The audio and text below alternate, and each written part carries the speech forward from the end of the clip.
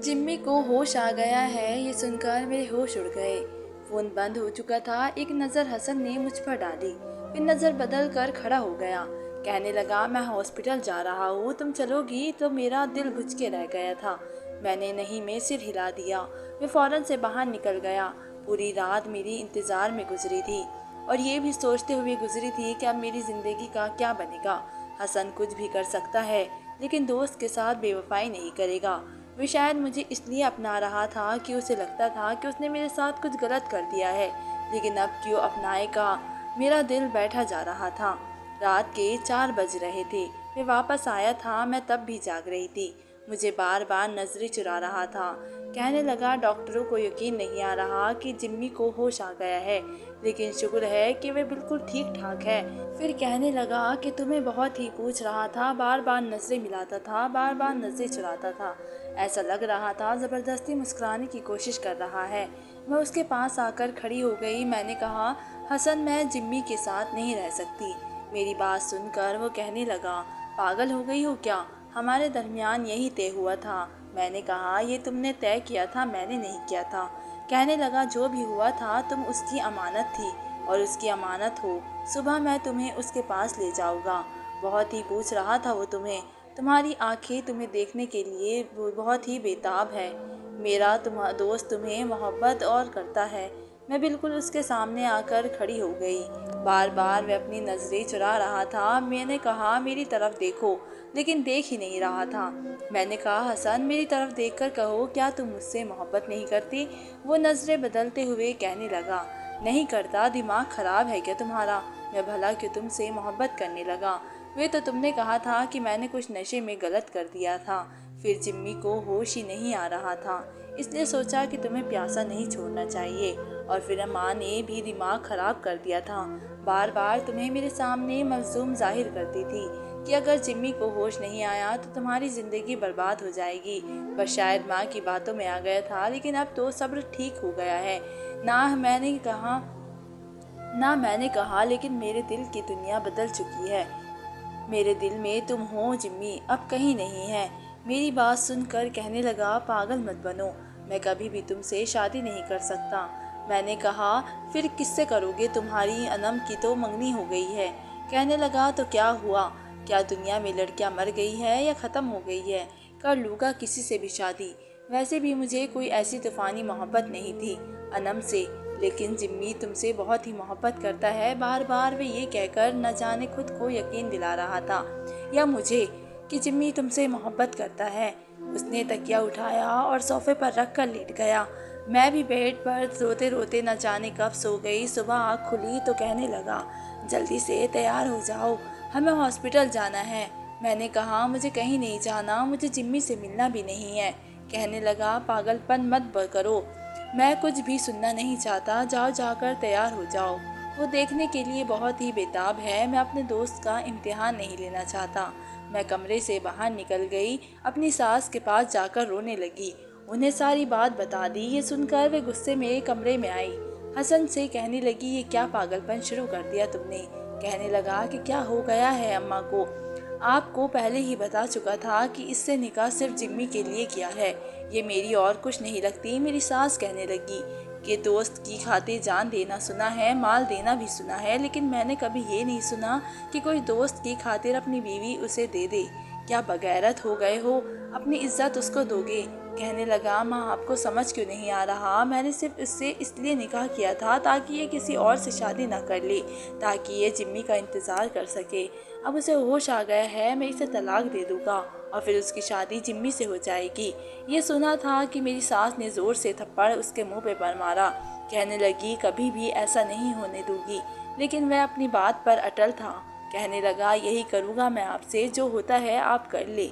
ये कहकर मेरे पास आया, मेरा हाथ पकड़ा और मुझे बाहर ले जाने लगा। मेरी सास रोकती रह गई, लेकिन वह मुझसे अपने साथ फ्लैट के नीचे ले आया। फिर अपनी बाइक पर बैठा, मुझे पीछे बिठाया और तेज़ रफ्तार से हॉस्पिटल ले जाने लगा। मैं रोती रही, लेकिन उसने मेरी एक न सुनी। हॉस्पिटल के सामने जाकर उसने मोटरसाइकिल रोक दी, मुझे नीचे उतारा और जिम्मी के कमरे तक जाते जाते कह चुका था कि उसके सामने कोई भी ड्रामा करने की ज़रूरत नहीं है।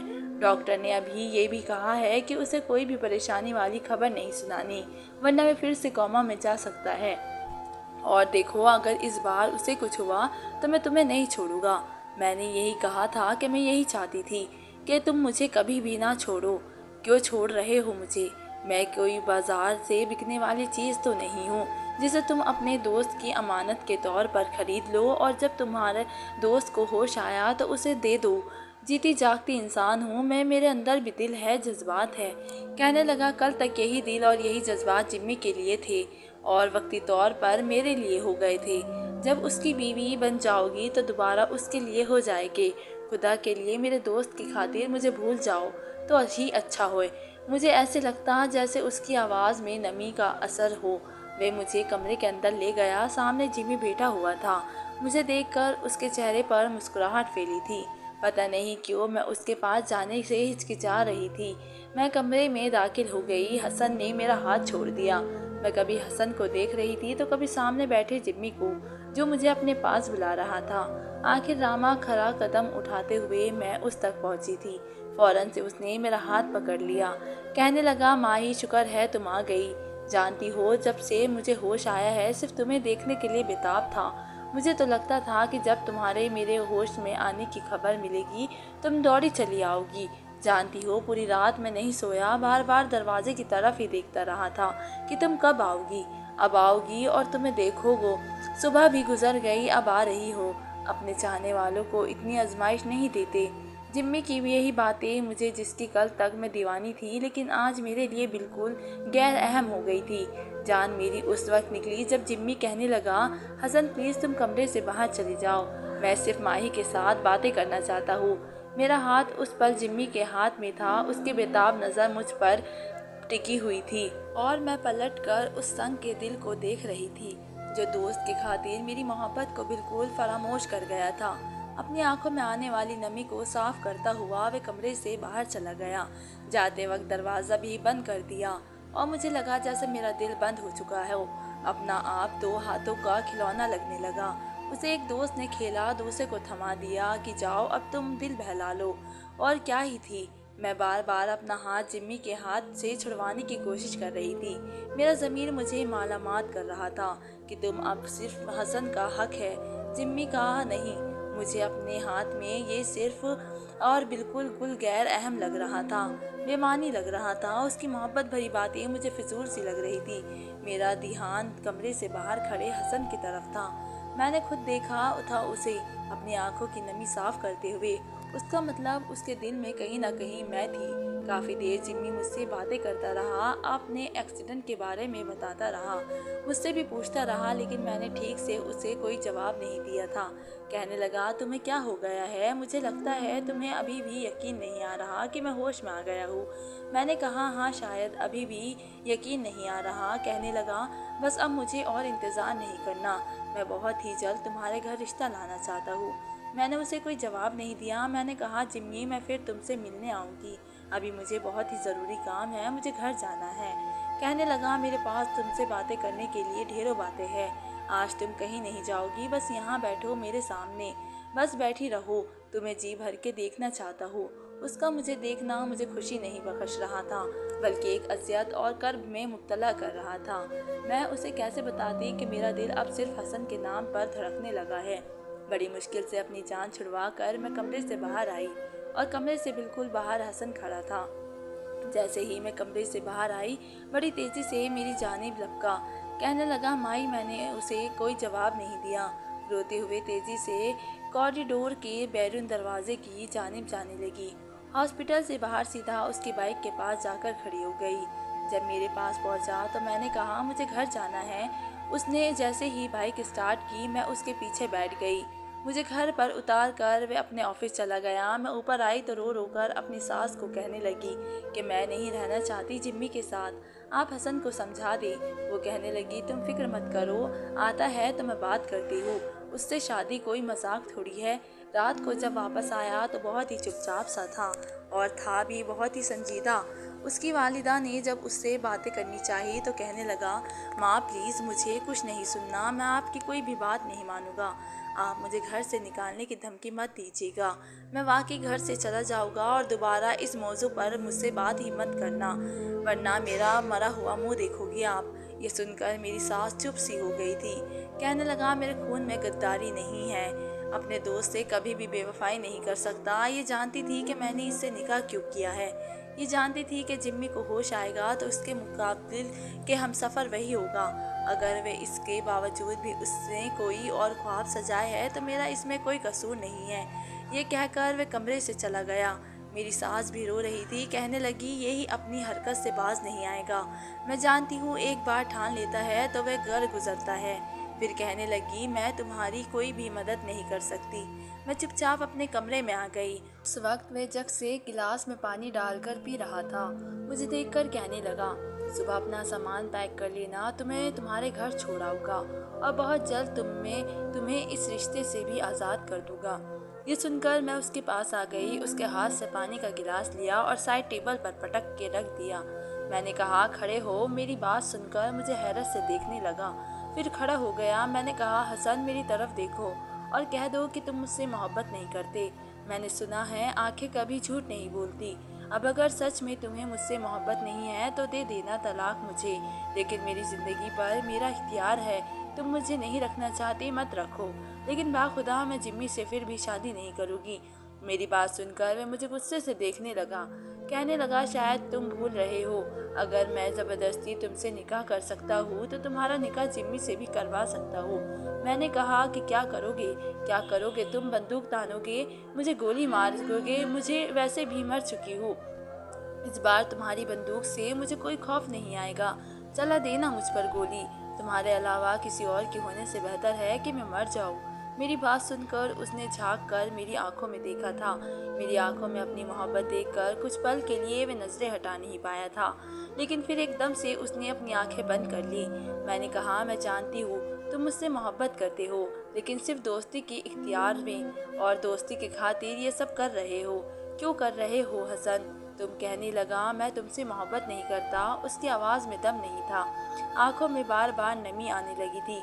मैंने कहा, अगर मोहब्बत नहीं करते तो फिर रो क्यों रहे हो? किस चीज़ की छीन जाने का गम है तुम्हें? और तुम्हें मैंने उसे दोनों बाजुओं से पकड़ा और झंझोड़ के रख दिया। मैंने कहा, किससे झूठ बोल रहे हो? मुझसे या अपने आप से? ये तुम भी जानते हो और मैं भी जानती हूँ। मोहब्बत मेरे दिल में तुम्हारे लिए है और इतनी है कि तुम भी अपने दिल में मेरे लिए रखते हो। कहने लगा, हाँ करता हूँ मैं तुमसे मोहब्बत, हो गई मुझे तुमसे मोहब्बत, लेकिन फिर भी मैं तुम पर मेरे दोस्त की अमानत हूँ। मैं अपने दोस्त के साथ बेवफाई नहीं कर सकता, उसे धोखा नहीं दे सकता। मैंने कहा, ठीक है, अपने दोस्त से वफा तुम निभाओ, मैं क्यों कुर्बानी का बकरा बनूं? मेरे दिल में तुम्हारे लिए मोहब्बत है तो मैं ज़िंदगी जिम्मी के साथ क्यों गुजारूं? मेरे दिल में बस तुम हो।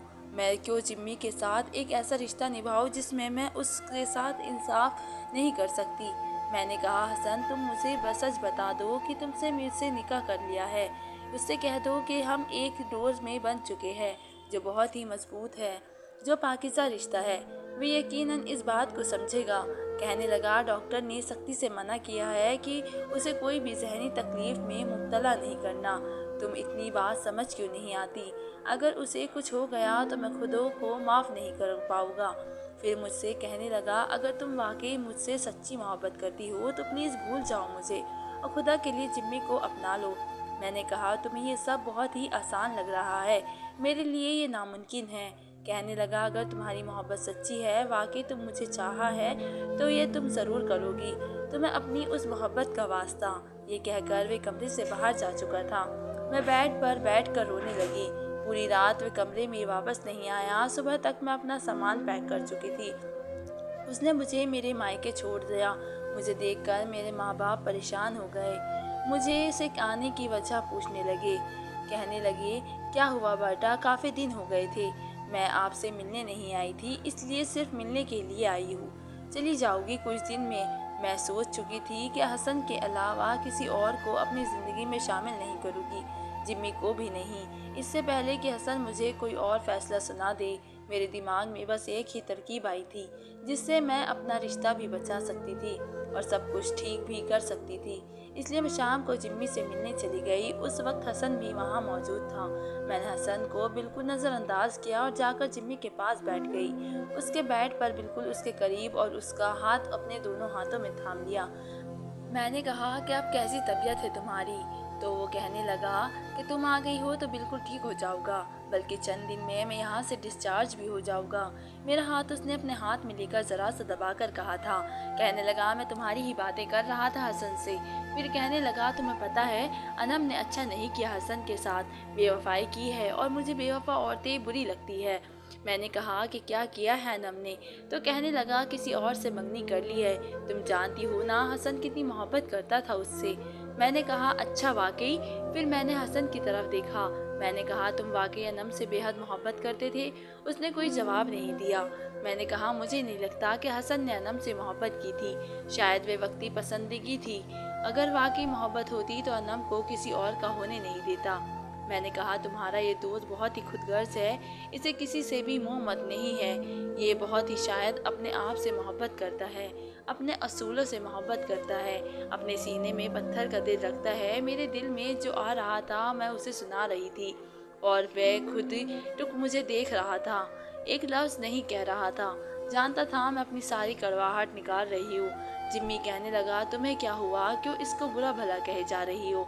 मैंने कहा पूछ लो इससे, क्या मैं झूठ बोल रही हूँ?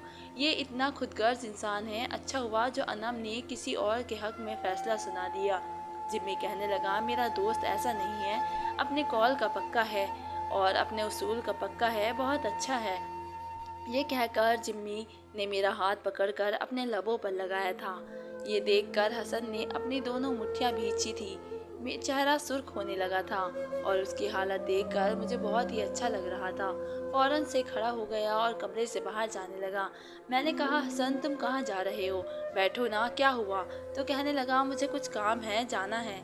जिम्मी कहने लगा हाँ ठीक है तुम जाओ, मेरे पास माही है ना। वे कमरे से बाहर जाने लगा तो मैंने कहा हसन दरवाज़ा बहुत ही अच्छे से बंद करके जाना। मैं ऐसे जुमले उसे जानबूझकर सुना रही थी कि शायद उसकी गैरत जोश मार जाए और वे गुस्से से ही सही मेरे पास आए तो मेरा हाथ पकड़े और जिम्मी से कहे कि ये मेरी बीवी है, तुम कौन होते हो इसका हाथ पकड़ने वाले, इसके साथ इसके हाथ को लबों पर लगाने वाले? इस पर सिर्फ मेरा हक है। लेकिन मैं बेहिस शख्स कमरे से बाहर जा चुका था। उसके बाहर जाते ही मैंने बड़ी सख्ती से अपना हाथ जिम्मी के हाथ से खींचा। मैंने कहा ओहो मुझे तो याद ही नहीं, मुझे मामा ने जल्दी घर बुलाया था, कह रही थी कि घर जल्दी आ जाना, अगर लेट हो गई तो बहुत ही मुश्किल हो जाएगा। जैसे ही मैं उसके कमरे से बाहर निकली सामने हसन खड़ा था, शायद मेरा ही इंतज़ार कर रहा था, लेकिन मैंने उसे एक नज़र देखकर रास्ता बदल लिया। कहने लगा माही मेरी बात सुनो, मुझे तुमसे बहुत ही ज़रूरी बात करनी है। मैं रुक गई। मैंने कहा हाँ बोलो क्या कहना है? तो कहने लगा कल तक डिवोर्स पेपर्स तैयार हो जाएंगे, इसलिए मैं चाहता हूँ कि ये मामला भी ख़त्म हो जाए। उसकी बात सुनकर मेरे दिल में जलती उम्मीद की शम्मा मुकम्मल तौर पर बुझ चुकी थी। मैंने कहा ठीक है फिर यहीं हॉस्पिटल में ले आना, मैं जिम्मी से मिलने आऊँगी तो यहीं पर साइन कर दूँगी। कहने लगा ठीक है। ये कहकर वह रुका नहीं था, मुझे पहले हॉस्पिटल से बाहर निकल गया था और मैं अपने कमरे में जाकर बेतहाशा रोई जा रही थी। हजार बार चाहा कि उस शख्स से नफरत करूं क्योंकि वह इसी लायक था, लेकिन कर ही नहीं पा रही थी। चाहकर भी मैं अपने दिल में उसकी मोहब्बत को निकाल ही नहीं पा रही थी। अगले रोज़ जब मैं जिम्मी से मिलने गई तो हसन भी वहाँ मौजूद था। मुझे कहने लगा वो पेपर तो मैं साथ लाया हूँ। मैंने कहा ठीक है मैं आती हूँ। वह कुछ देर जिम्मी के पास बैठा इधर उधर की बातें करके कमरे से बाहर निकल गया। मैं बैठी तो जिम्मी के पास थी, लेकिन मेरा जहन बिल्कुल माउन था। मेरा जहन बिल्कुल ही अजीब होने लगा था। वह शख्स मेरे दिल के करीब था, रिश्ते में मेरा सबसे ज़्यादा अपना था, लेकिन कुछ ही देर बाद वह गैर होने लगा था। मेरे दिल पर उस वक्त क्या गुजर रही थी ये सिर्फ मैं ही जानती थी। जिम्मी की बातें बिल्कुल गायब दिमागी से सुन रही थी। कुछ देर बाद मैं भी कमरे से बाहर आ गई। हसन पेपर्स अपनी जेब से निकालने लगा, एक पेन मुझे थमा दिया। कहने लगा पेपर पहले साइन तुम कर दो। फिर मैं कर दूंगा। मैंने कहा ठीक है। मैंने पेन पकड़ लिया, लेकिन मेरा हाथ मेरा साथ नहीं दे रहा था। अचानक से मेरा सर बुरी तरह से चकराने लगा और मैं गिरने लगी। हसन ने मुझे अपनी बाहों में संभाला था और उसी की बाहों में मैं होश बेहोश हो चुकी थी। वे नर्स नर्स कहकर पुकारने लगा। हसन की आवाज़ सुनकर जिम्मी भी अपने कमरे से बाहर आ गया। मुझे सबकी आवाज़ें सुनाई दे रही थी। कुछ ही देर बाद मुझे भी जिम्मी के बराबर वाले बेड पर लिटा दिया गया। ड्रिप भी लगा दी गई। डॉक्टर कहने लगे कि शायद इनका बीपी बहुत ही लो है। फिर जो रिपोर्ट आई उसके सबके होश उड़ गए और कहने लगी कि लड़की प्रेग्नेंट है। उस वक्त तक मेरी भी आँख खुल गई थी। ये सुनकर जिम्मी बिल्कुल हैरान था। कहने लगा आपका दिमाग तो ठीक है, शायद रिपोर्ट बदल दी गई है होगी। इसके नाम की कोई और औरत होगी। ये इसकी रिपोर्ट नहीं हो सकती। वे बिल्कुल बेयकीनी से कह रहा था, लेकिन हसन चुप था। मैं सिर्फ हसन की तरफ देख रही थी, जो बार बार अपनी आस्तीन से अपने आंसू पोंछ रहा था।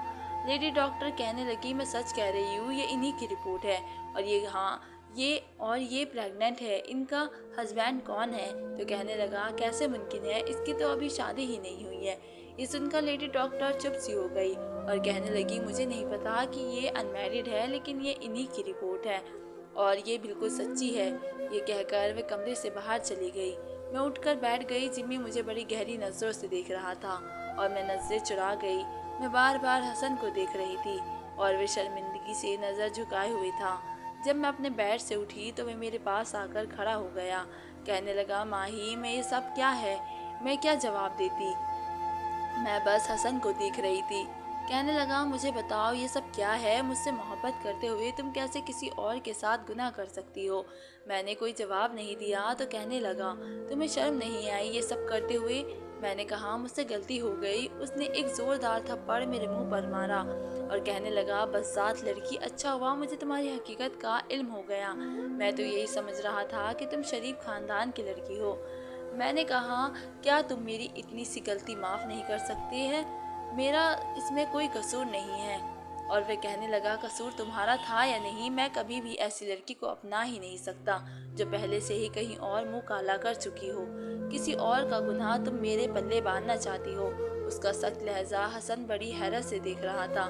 मैंने कहा जिम्मी तुम तो बहुत ही मोहब्बत करते थे मुझसे। क्या तुम्हारी मोहब्बत बस इतनी थी? जब मैं कह रही हूँ कि मेरा कसूर कुछ नहीं है तो तुम्हें मेरी बात पर तमाशा क्यों करना चाहिए? वे कहने लगा शट अप, तुम जैसी लड़की से कभी शादी ही नहीं कर सकता मैं, ना ही किसी और का बच्चा पाल लूँगा। इस नाजायज़ बच्चे को मैं अपना नाम दूँ? और तुम जैसी बदचलन लड़की के साथ जिम्मी की ये बात यही तक थी।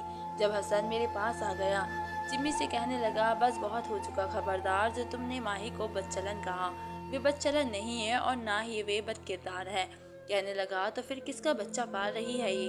अपने वजूद में एक गुनाह का नाजायज़ निशानी है। इसके वजूद में जिम्मी की बात सुनकर हसन चिल्ला उठा और कहने लगा ये मेरा बच्चा है और मैं शौहर हूँ इसका।